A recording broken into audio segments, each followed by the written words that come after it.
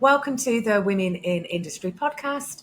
My name is Kirsty Davies-Chinnock, and today I'm joined by Megan Rees from Tata Steel. Tata Steel is one of the world's most geographically diversified steel producers, and they have operations in 26 countries and commercial operations and even more. I'm sure you all have all heard of them. And Megan is an internal auditor at Tata Steels, and she's been there just over a year now. So welcome, Megan. It's nice to see you again. It's lovely to see you as well. Thank you very much for having me. So we met a couple of months ago because we're filming this in November, and we met at the UK Metals Expo in September, didn't we? And I've had Dr. Laura Baker, one of your colleagues. She's been a guest on this podcast and she introduced you to me. So I'm very pleased you can be involved because it's great to meet people, particularly at the start of their career like yourself. So let's dive right in. You joined Tata Steel just over a year ago as a postgraduate student from an industrial mathematical modelling postgraduate student. So why industrial I can't even say it. Mathematical modelling. I feel like that sometimes trying to get, it's like a tongue twister. Maths was something that I always had to work really hard at to be good at. It was challenging. So that's why I did it as an undergrad degree. But then to do it as a postgrad, what really had me hooked is that I could apply it in real life scenarios. You get to the point with maths where it's all Greek letters. It's all theoretical, which is, it's still enjoyable. But what actually held my interest was the real life application.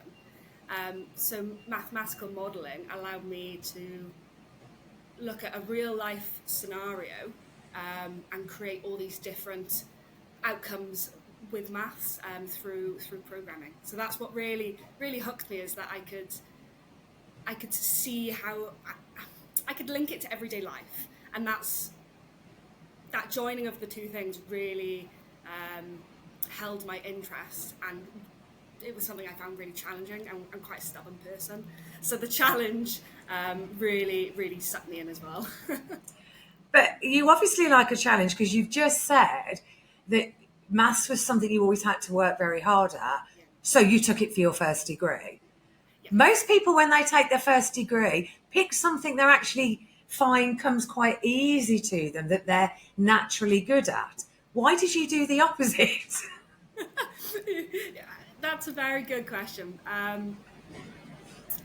So my undergrad degree was actually sports science and maths, so I did joint honours. The sports science side was something that came very naturally to me, and I was naturally very good at.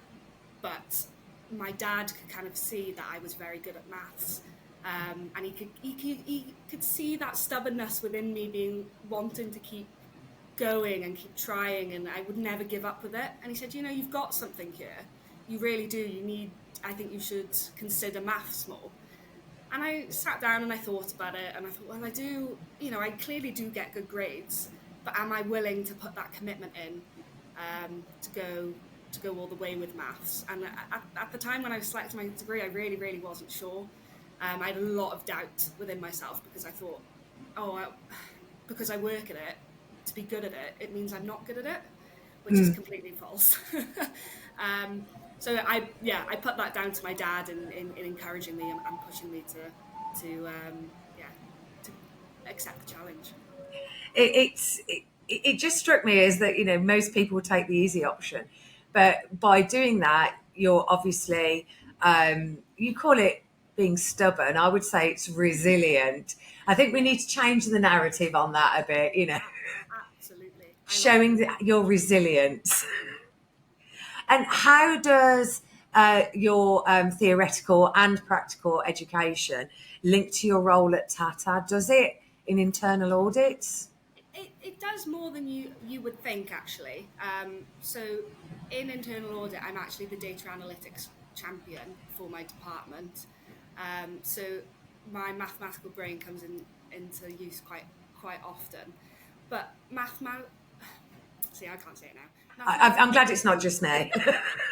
Mathematical modelling does involve some lateral thinking. So when I'm modelling these scenarios, you're thinking of worst case scenarios and the best case scenarios and every scenario in between, because you want to look at all aspects of your real life scenario. And then that's quite similar in audit. You want to think of what are the biggest risks, what's every possible scenario that could happen in internal audit, and how are those risks then ranked. So I think the lateral thinking in both aspects has really come in handy. And it's the lateral thinking that you talk about there in both scenarios. It involves, I don't like this phrase, but thinking outside the box almost. You've got to create the scenarios, and you're looking at the what if Yeah. constantly. And obviously, you've been at Tata Steel for a year. You're not long having finished your second degree. So you're early on in your career. Have you got any plans? Have you got any different areas you'd like to progress into? Have you got any more studying you want to do? I've always wondered about the studying. At the moment, I'm really enjoying internal audit. My plan is to become a chartered auditor over the next few years while I develop here at Tata. But I'm always interested in going into different aspects of engineering. That's where the real life application of maths can really happen. But things like research and development really take my interest, or becoming more of a project manager as Tata is developing as an industry itself. Being on the forefront and being really involved is what I want to do. So any opportunity where I can sink my teeth in, then that would be really ideal. And that's one of the benefits of working for such a big company, isn't it? Because once you've proven yourself in one area, and you want to perhaps move into research and development, or look at taking on a project manager role in something else, you've got the resources there potentially to support you in that, as opposed to an SME. Obviously, there are pros and cons to both sort of different types of environment, but that's a huge pro. And you do other things at Tata Steel as well. So when I met you, you were with Tuesday Ibbotson, who had been on a panel I was facilitating. And Tuesday is an area human resources manager at Tata Steel. And you're an events coordinator for the Tata Steel Women's Network. And you've organised a variety of events and looked at women's health in the workplace. How important is that, both the inclusion of women at Tata Steel, but also having those additional roles for self-development? How important is that to you? It's massively important to me. Internal audit in Tata is quite a small department. We're only maybe a maximum of 10 people. And I get on with my department brilliantly. But it really does provide that networking opportunity for me. And like you say, being so young and early in my career, it really does provide the opportunities to meet people such as Laura Baker and work with her and learn from her as well. So in terms of personal development, it's really important to me. But in terms of the message that we're providing as Steel Women's Network, that's incredibly important to me as well. It's such a big divide in the ratio of women and men within Tata, but also within the steel industry in general. And anything we can do to work with external bodies to raise awareness of how we do differentiate from men within the workplace, and provide support for the women that are experiencing difficulties, then I find it really empowering. It's something that is coming more and more to the forefront of looking at companies looking at their ED&I policies, looking at retention of staff, looking at progression of staff, whether you're an SME or, a or global business, with multiple areas of working. And one of the things that came out of the panel at the UK Metals Expo was that a large corporate business is made up of probably hundreds or thousands of SMEs.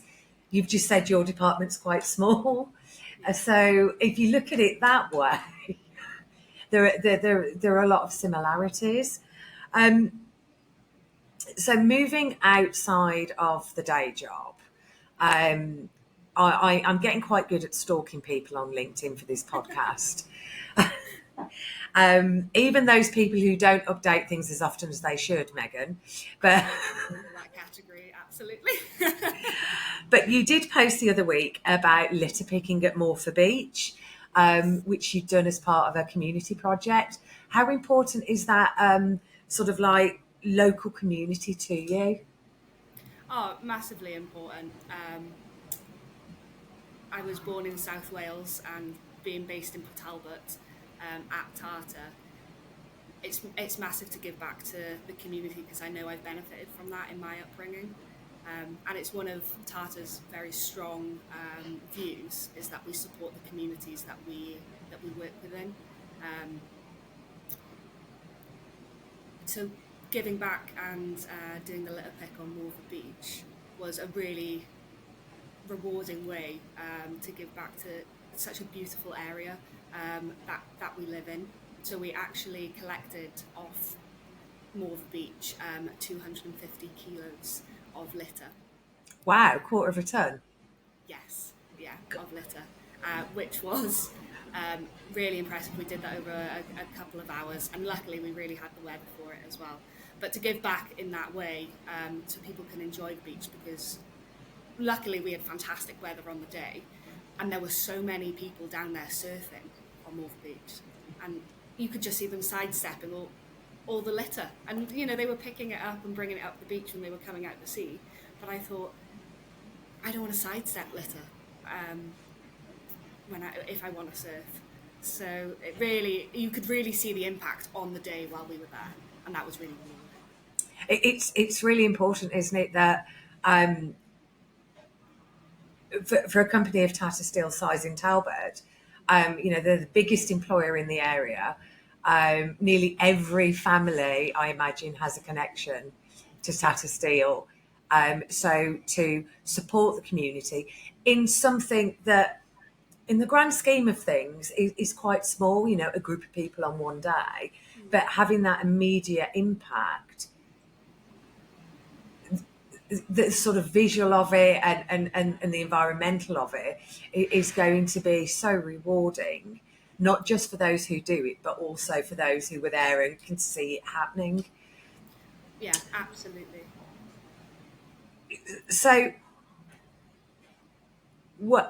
being from South Wales yourself, and obviously working at Tata Steel, and getting involved in community projects that benefit the environment like that and benefit our lives like that, that links quite nicely to the announcement that actually happened the second day of the UK Metals Expo about the development of green steels and net zero journey and everything else that Tata Steel's on. What's the feeling amongst you and your colleagues about that announcement? Because obviously there was all sorts of press prior to it. Yeah. Most of it negative, because press. Good news doesn't sell newspapers, does it? But when that announcement was made, is it really sort of exciting for you all? Yeah, I would say personally, I find it very exciting to be so young in a company that is going through major development. It's really exciting to see us grow, to see the change happening up front and personal. So from my aspect, yeah, it's nothing but positive, and just some really exciting times for me personally to develop. I'll only gain some fantastic experience from it. I mean, change is always difficult to manage.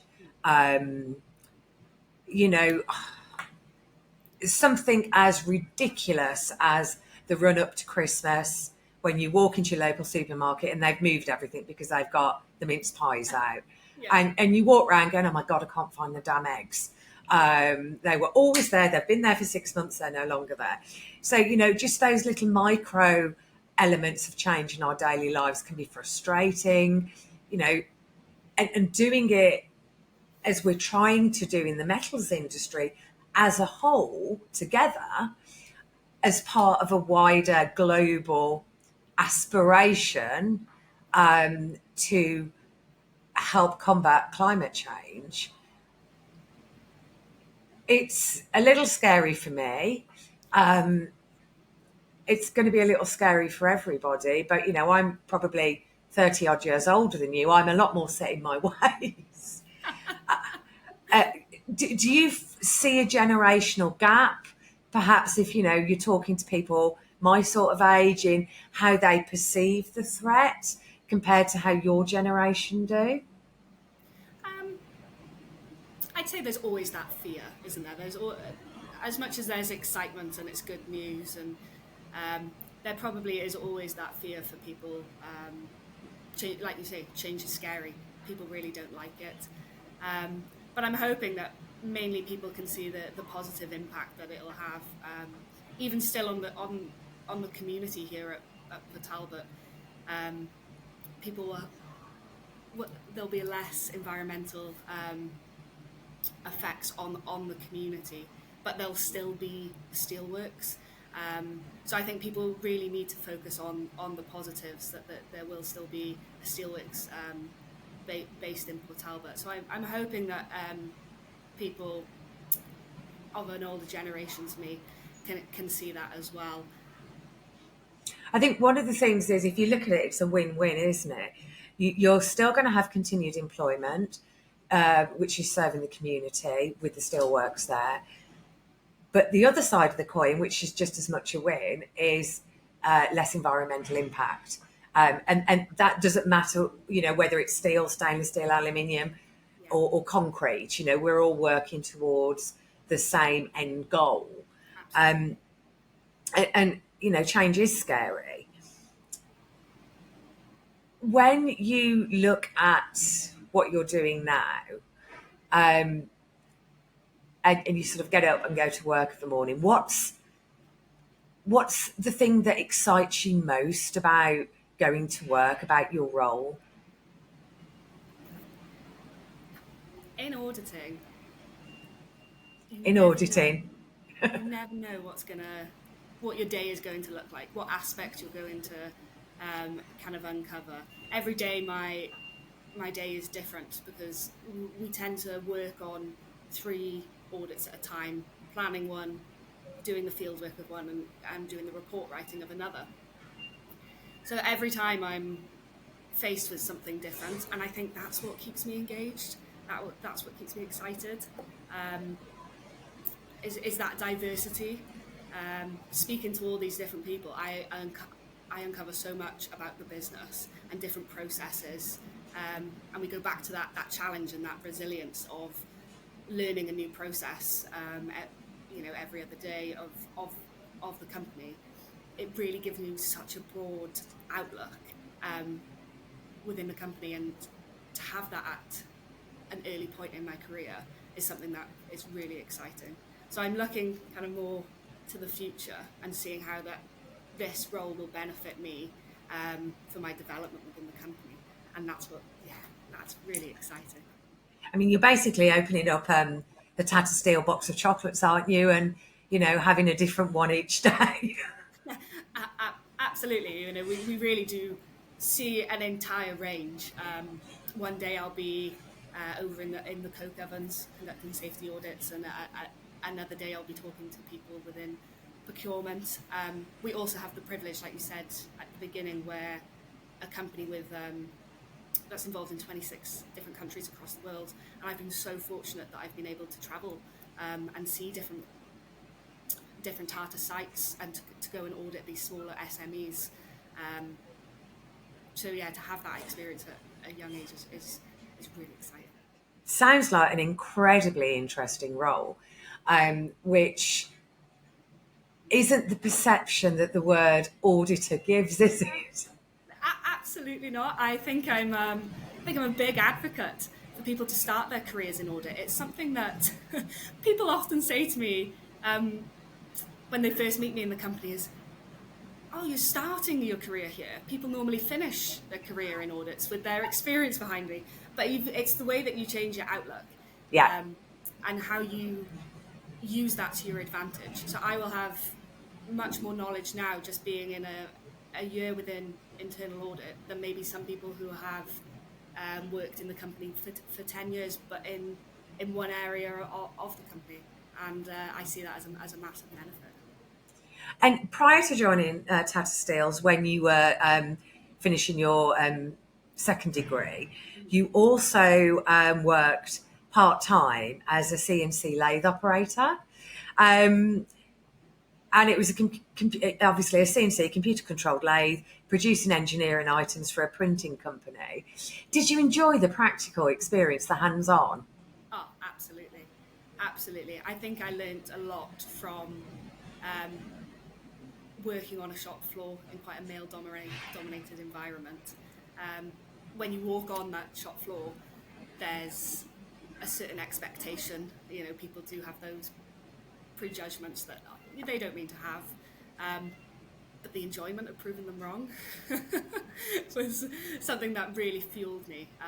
But I think the hands-on experience in terms of taking measurements of the components as they come out of the CNC and reading engineering drawings is something that has really benefited me in my job. Just having that small pocket of engineering knowledge. It wasn't massive. I did 8 months, but it's in certain scenarios. I've been able to tell then if when we're doing certain maybe audits of stock processes, if I'm observing people taking measurements using micrometers, I know how to do that myself, so I can tell if they're trying to do it wrong. And it's been really beneficial in my role. All different types of experience sort of make us the person who we are. And as you go through your career, which I think is going to be really interesting, I think you definitely want to watch. It'll be really good to see what you achieve and sort of see how you progress within your role at Tata Steel. And so the final question that I ask everybody, what's the best piece of advice you've ever been given? So accept the lack of confidence and fear of failure, but do it anyway. You know, a lot of people experience self-doubt or lack of confidence. It affects, I think it's something like 3 out of 5 workers, and almost twice as many women as it does men. So that is something that has really helped me recognize your fear, recognize your lack of confidence, but don't let it stop you doing anything. Do it anyway. I think that's really important. I tend to think of and you might be too young to remember this, the Dr. Pepper adverts and the phrase, what's the worst that could happen? And what is the worst that can happen? It doesn't work. Oh, well, never mind. Do something else. Exactly that. You can have these doubts, you can have this lack of confidence. That often causes anxiety, but that anxiety isn't going to get you anywhere. You're still going to have to do it. So just accept it and use it to empower you. So yeah, that's definitely the best piece of advice that I've been given, and something that drives me forward every day when I'm kind of battling those internal thoughts. Thank you so much for joining me, Megan. It's been lovely to see you again. And I now think auditing is quite an exciting, sexy job role. Thank you. Thank you so much for having me. It's been an absolute pleasure. Great to see you as well.